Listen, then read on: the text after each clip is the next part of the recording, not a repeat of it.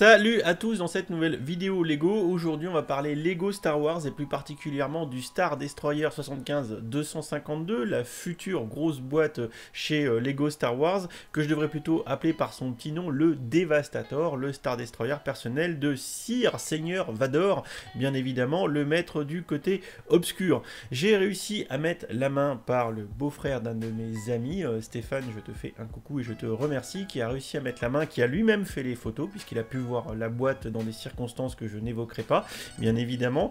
Et évidemment, je ne vais pas non plus montrer les photos, sauf si je veux me faire strike ma chaîne, puisque je n'ai pas à vérifier, mais je présume qu'à l'heure actuelle, aucune photo sur cette boîte circule, ce qui fait que je suis un petit privilégié d'avoir pu voir la boîte, et je peux déjà vous dire que je suis pas vraiment content.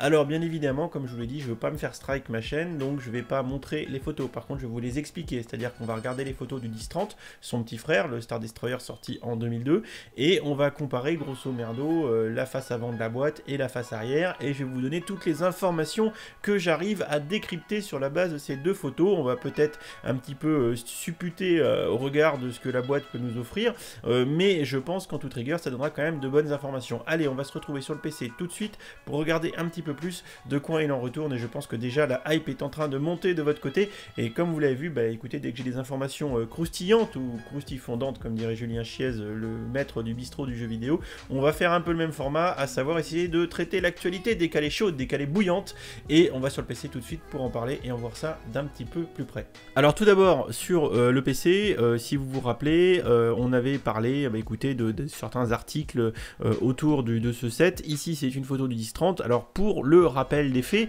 est annoncé ce set Devastator pour le 1er octobre et le 18 septembre pour les membres du programme VIP, un set qui est annoncé à 700 € pour 4784 pièces, oui, Maryse, ce qui fait environ 15 centimes la pièce, ce qui fait qu'il est assez cher. Voilà, sachant que le 10-30, lui, était plutôt autour de 12 centimes, et que pour environ 350 balles, il était à 3000 pièces. Donc on a 1800 pièces d'écart, et pourtant on a 300, grosso modo, 350 € de plus, ce qui fait que quelque part, on se fait un petit peu enfler, et on espère en avoir pour notre argent, s'il y a un tel écart de prix et de pièces. Alors, à ma gauche, sur mon écran de gauche, j'ai le 10-30, et à ma droite, j'ai la boîte du 75-252, donc je vais vous faire un travail de comparaison en direct. Alors je sais, ça doit vous faire rager, parce que moi je le vois là, donc...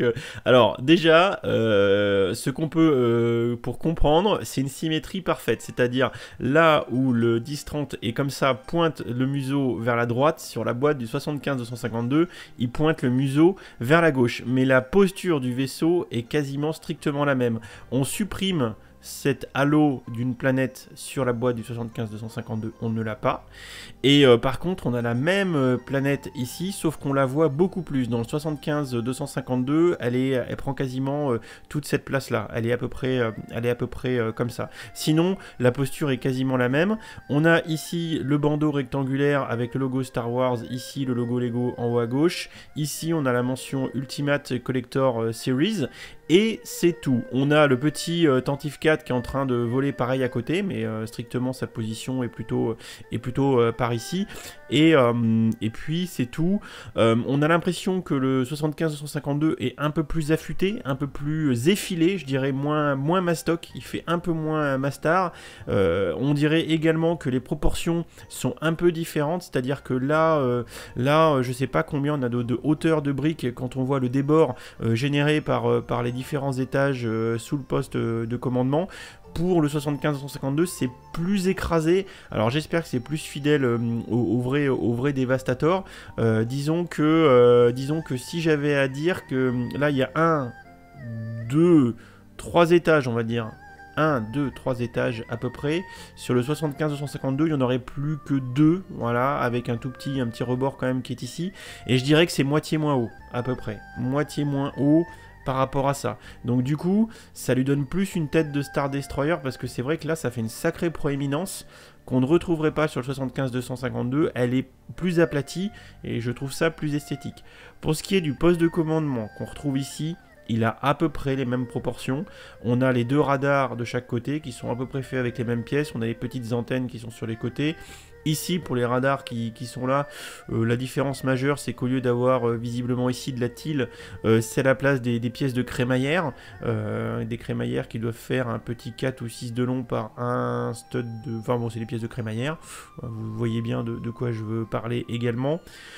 Sinon, les différences majeures qu'on pourrait voir sur les deux, c'est que j'ai l'impression que la jonction entre les deux est moins épaisse sur le 75-252. Alors, d'autres choses qu'on pourrait voir ici, c'est qu'il y a plus sur le 75-252, il y a moins, c'est sur épaisseur de plaque. À peu près sur tout le plan, je ne sais pas comment ils se sont débrouillés, quasiment toutes les plaques sont à peu près sur le même plan. On n'a pas de surépaisseur de plaque comme on a ici. On a plus de plaques, vous savez, qui sont des plaques de combien? Je suis en train de compter, 2, 4, 6, des plaques de 6 par 2, 4, 5, des 6 par 5 lisses au milieu, vous voyez, des pièces qui sont rectangulaires, avec des studs sur le pourtour et lisses au milieu, qu'on voit de temps en temps sur pas mal de sets.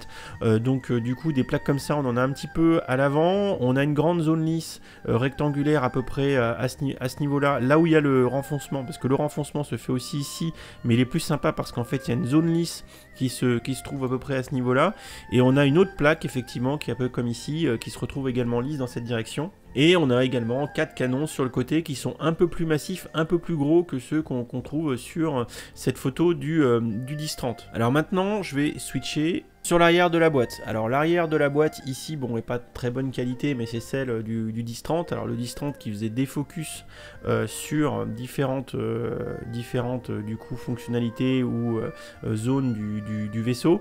Là, c'est pas le cas. Pour vous donner une idée, je vous montre ici l'arrière d'une boîte que j'ai récupérée à l'intérieur d'une vidéo sur YouTube. Bon, pareil, vous m'excusez, la qualité est pas dingue. Donc on voit 2 pieds massifs qui sont en dessous, le support de la petite plaque commémorative UCS et à nouveau les différentes fonctionnalités que je vous ai décrites et montrées tout à l'heure sur la photo dégueulasse, des caractéristiques du vaisseau, un gros logo Star Wars, du gros Imperial Star Destroyer ici. Enfin, du coup, vous voyez pleinement la photo de l'arrière de la boîte du grand frère du 10-30. Pour vous donner une idée, tel que l'arrière de la boîte du 75-152 se situe, c'est vachement plus épuré. On a sur une vision où en fait on voit, il est plutôt de 3/4 arrière, donc en fait on voit les réacteurs ici. Le museau pointe plutôt en haut à gauche de la boîte, enfin il est quasiment à l'horizontale. Il est sur un espèce de surface comme sur le pont d'un porte-avions, on dirait. C'est comme s'il y avait une ligne comme ça sur laquelle il était posé, avec un ciel derrière, un ciel plutôt nuageux, voilà, et on a le Star Destroyer qui est plutôt à l'horizontale. On voit une partie des réacteurs et on voit derrière, encore une fois, le Tantive 4 qui est vers la pointe du vaisseau qui se barre. Sinon, on a 4 photos qui sont au pied ici, donc en fait on a 4 rectangles qui sont là, et on a dans le premier rectangle une vue de dessus du Star Destroyer, donc avec la belle forme, on va dire, triangulaire. La photo est assez jolie, de dessus il donne un aspect un peu détaillé. On a ensuite une photo des 4 canons qui sont un peu plus massifs et un peu mieux faits, j'ai envie de dire, que dans le 10-30. On a une troisième photo qui décrit le poste de commandement ici, c'est-à-dire on fait un focus sur cette zone-là du vaisseau. Et ensuite, on a une quatrième photo qui montre le Tantive 4 dans le logement qui est ici, qui permet, en fait, c'est la soute où il y a le rayon tracteur, où le Tantive 4 se fait finalement tracter et aspirer dans le Devastator de Dark Vador pour reprendre tout le monde prisonnier et récupérer les plans de l'étoile noire, bien évidemment, parce que nous sommes au début de l'épisode 4, New Hope, un nouvel espoir. Voilà, et je dis beaucoup, voilà, n'est-ce pas? Donc, derrière, ce que je peux vous dire, c'est que là où, et je vais vous montrer des photos de la notice, ça sera plus sympa. Alors, je vous montre vite fait la chaîne du monsieur, c'est Kiomens, à qui je me suis largement servi de la vidéo. Alors, je vais vous montrer la notice. Dans la notice, on voit un peu mieux. Donc ça, c'est la notice du 10-30. Donc, l'arrière, ici, on voit les 3 réacteurs principaux des réacteurs de secours. C'est fait avec des roues, d'accord? On le voit ici, mais je pense que si on remonte un peu dans la notice de construction, peut-être que on va le voir un peu mieux. C'est une grande question métaphysique. Je suis pas sûr. Alors attendez, on va y aller plus vite. Donc on voit un petit peu comment est construit le truc, hein. Hop. Alors, va voir les réacteurs Dimitri. On s'en rapproche. Vous voyez, donc là, on a les roues qui sont là. Ok. Donc là, on prend pas du tout ces pièces, des pièces comme ça. C'est des demi-coupoles. Alors attendez, bougez pas, je vous montre. Voilà, c'est ce type de pièces-là qu'on a sur Bricklink. Alors c'est grand, hein, sur la photo, c'est dégueulasse, mais c'est les cônes, comme on voit en fait dans le château de Poudlard. C'est ce type de pièces-là, hein, des 4 par 6 par 8, hein, donc 4 de large ici. Ça doit être un 8 au pied et un 6 de haut. Donc c'est vachement plus balèze. Et c'est pas du tout cette même représentation que ça. Alors j'ai envie de vous dire, je trouve pas ça très joli parce que les cônes ont juste l'air mis comme ça, groupés par deux pour faire des cônes de réacteur. Et clairement, je trouve pas ça dingue. Et j'ai alors, de la vue que j'en ai, on ne voit pas s'il y a des coupelles radar translucides à l'intérieur pour faire l'effet réacteur. J'ai pas l'impression d'en voir, ça on le verra à la fin. Il y a l'air d'y avoir beaucoup de plaques, un peu comme ici. Ça a l'air peu différent. Et si on regarde un peu ici, l'arrière, là, toute la partie massive en brick build qui était sur le 1030 et qui permet de tenir toute la partie poste de commandement ici, c'est fait en plaques. Alors j'ai l'impression que c'est plaqué. Là, ça avait l'air assez bien fini dans le 1030, c'était plutôt sympa. Alors du coup, je vous ai trouvé des photos sur Flickr, hein. Là je suis sur le profil de Monsieur Hamid, je mettrai les liens en description de la vidéo bien évidemment.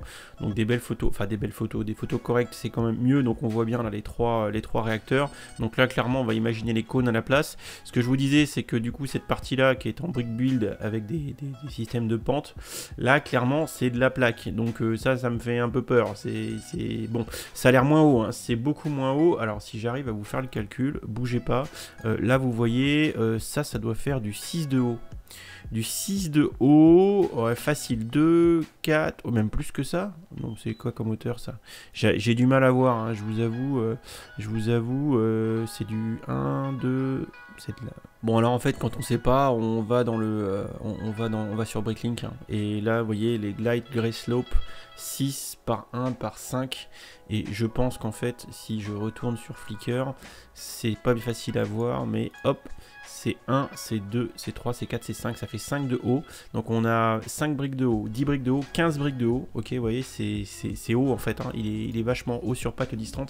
Et quand je suis en train de compter ça sur l'autre, je dirais que ça fait que 10. Je dirais qu'il y a bien un gros tiers de hauteur de moins. C'est pour ça que je vous disais que toute cette partie-là, dans le 75-252, va être vachement moins haute. Je pense qu'en hauteur totale, on peut retirer un bon tiers. C'est-à-dire que là où le poste de commandement est ici, je pense qu'il sera plutôt par là, et ça fait moins effet surplombage de la mort. Voilà, donc c'est un petit peu l'idée pour vous faire une petite idée sur la comparaison entre les deux. Là voilà, on a une belle vue du 10-30 de face, donc là clairement on pourra voir des différences. Je suis en train de regarder avec le 10-2, je suis en train de regarder la vue de face. La vue de face, il y a quand même de grosses ressemblances. J'essaye de voir au niveau du poste de commandement ici. J'ai quand même la nette impression qu'on ne voit pas l'interstice entre le plaquage qui est ici. Je pense qu'ils ont amélioré cette zone-là pour qu'on ait moins cet effet de bah écoutez, j'ai mis de la plaque autour histoire que ça se voit pas trop. Là, ça a l'air quand même mieux intégré. À voir, hein, mais j'ai pas l'impression de voir tous les espaces qu'il y a ici. Donc je pense qu'ils ont réussi à trouver une feinte pour que ça soit pile jointé nickel.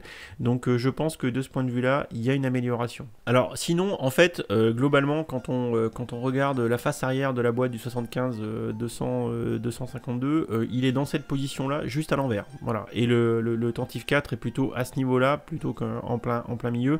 La grosse différence qu'on a, c'est que là on a un support avec deux pieds principaux, vous voyez, qui sont ici. Là, le 75-152 est tenu par 4 poteaux. Donc il y a 4 poteaux, vous savez, les espèces de poteaux grillagés, comme les antennes noires qu'on voyait dans les vieux Lego Space ou Blacktron, ce genre de choses. Donc il y a 4 poteaux qui la soutiennent. Il y a juste un pauvre cadre en plaque qui fait le tour. Donc ça fait un espèce de rectangle sur lequel viennent se poser les 4 pieds, et voilà. La plaque commémorative entre guillemets est posée en plein milieu de ce cadre entre deux pylônes. Et fait intéressant qu'il faut noter, youhou, préparez-vous, il y a 2 figurines. Il y a 2 figurines, et pour moi c'est 2 officiers impériaux. Il y en a un en gris clair et un en gris foncé. Malheureusement la photo est floue, donc je peux pas vous dire. Alors déjà là, moi clairement il y a un coup de gueule, parce que du coup on a un set à 700 balles. Visiblement si la boîte ne nous vend pas de rêve et si on se fait pas troller par la boîte, il n'y a que 2 figues dans la boîte. Donc là, franchement, pour 700 balles, 2 figurines, alors je veux bien qu'en 2002, ils mettaient pas de figurines dans une boîte UCS à 350 balles. Là, dans une boîte en 2019 à 700 balles, 2 figurines, c'est plus que du foutage de gueule. Je pense que c'est un stagiaire qui s'est occupé de faire la boîte. Et en plus, c'est le Devastator, soit le vaisseau personnel entre guillemets de Dark Vador, et il n'y a même pas une figue exclue de Dark Vador. Donc là, ça commence à pas être dingue du tout. Bah écoutez, il n'y a pas grand chose d'autre à vous dire parce qu'en fait c'est très compliqué à décrire sans vous le montrer. Franchement, j'aurais aimé vous le montrer, vous vous doutez bien. Ça aurait été quand même vachement plus sympathique, mais là si je fais ça je suis mort, donc je vais pas le faire. Mais disons que c'est une version updatée du 1030. La ligne a l'air un peu plus affûtée, un peu peut-être mieux réalisée, mais je peux vous dire que je ne vois pas où sont passées les 1500 pièces de plus. Il n'y a pas un snot de folie, il n'y a pas un gribbling de folie, c'est relativement épuré. Ça casse pas 3 pattes à un canard, le petit anti-4 est quasiment le même, il n'y a pas d'écart majeur. Les écarts principaux sont au niveau des réacteurs arrière qui sont faits par des cônes au lieu d'être faits par des pneus. Le poste de commandement qui est plus bas, qui est plus ramassé, mais sinon c'est la même chose.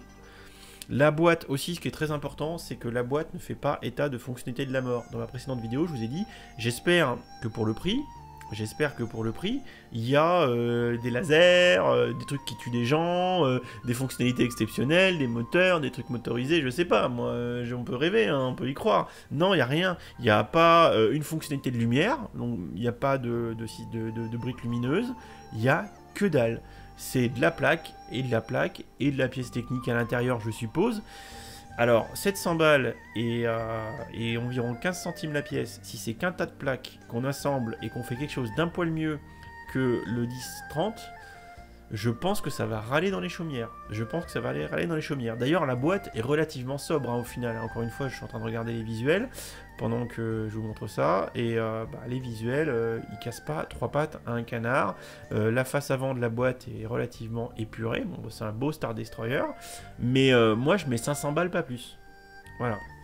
Clairement, moi, je mets 500 balles, pas plus. Et franchement...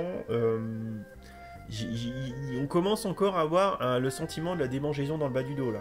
Franchement, je comprends pas. Moi, je comprends pas. Donc là, clairement, c'est la vraie boîte. Donc, c'est fiable.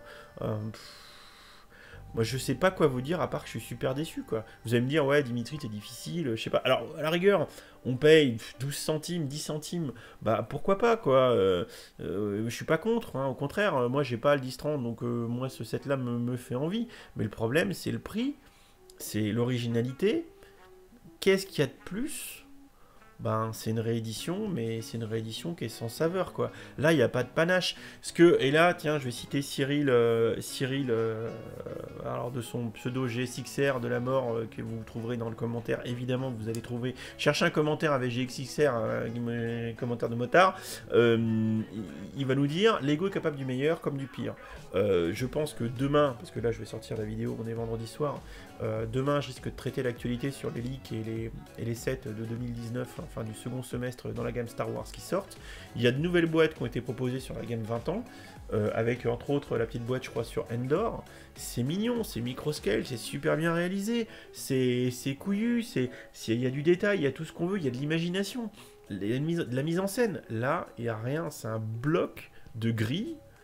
C'est tout gris d'ailleurs, majoritairement c'est comme le 1030, c'est monochrome. Il y a une type de couleur dans le set. Ah bah pour ceux qui veulent se faire un stock de gris, là vous allez être servi, hein, franchement. Mais je pense qu'on est au moment où je tourne cette vidéo, on est le 23. Le set va sortir en VIP le 18 septembre, donc dans 3 grosses semaines. Je pense que dans maximum une semaine, voire 2, mais je miserai plutôt sur une, on va commencer à avoir des gros leaks.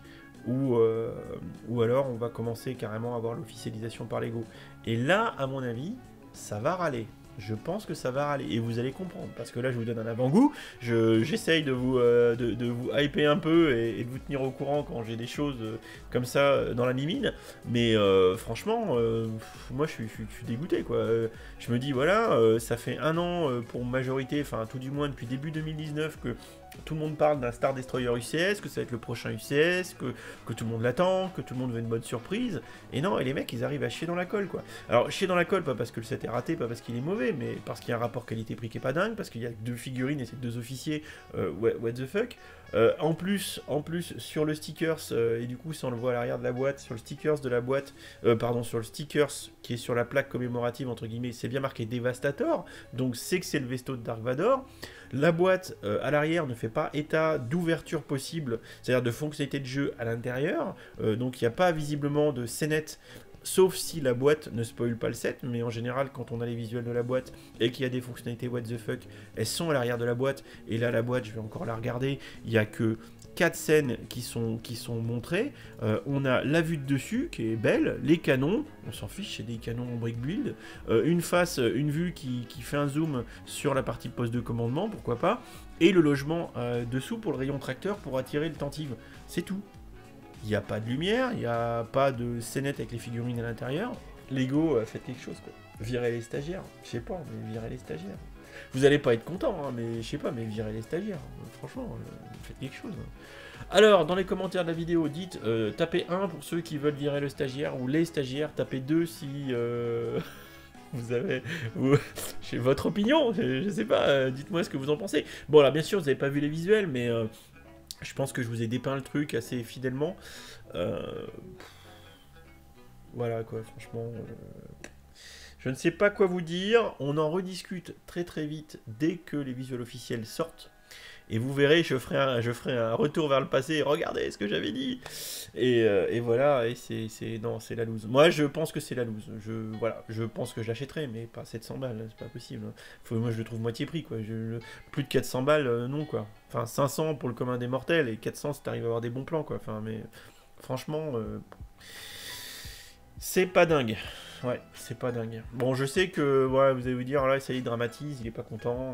Ben, vous verrez quand vous verrez la boîte. Hein, je pense que là, vous devriez me rejoindre. Je pense que vous devriez me rejoindre. Et en attendant, bah écoutez, j'espère que la vidéo vous a plu. Je vais être en bout de bobine, l'appareil photo va couper, donc je vais arrêter. De toute façon, j'ai rien d'autre à dire. Je suis en train de râler tout seul comme un con.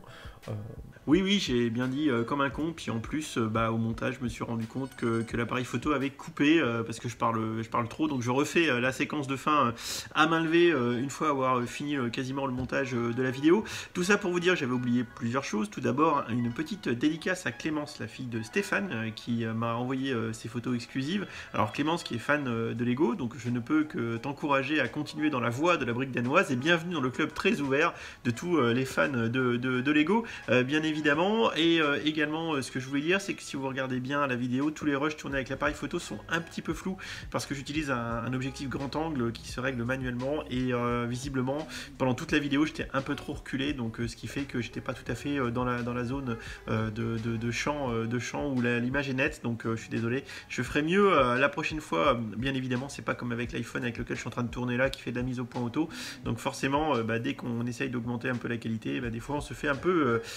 petit peu piéger. Voilà, également je vous donne rendez-vous dès demain matin pour la vidéo Breaking News où on parlera un petit peu des nouveautés, tout ce qui a leaké autour des sets Star Wars du second semestre 2019, et peut-être demain soir, si j'ai le temps de faire le montage, on aura une vidéo dans la gamme Hidden Side. Comme d'habitude, n'hésitez pas, suite à cette séquence, d'aller regarder les petits génériques de fin, ou par ici vous aurez accès à des playlists, à d'autres vidéos, et n'hésitez pas, si mon contenu vous plaît, à vous abonner, à activer les notifications, c'est très important, comme le petit like et comme le petit commentaire. Allez, je vous laisse, je termine le montage, ciao.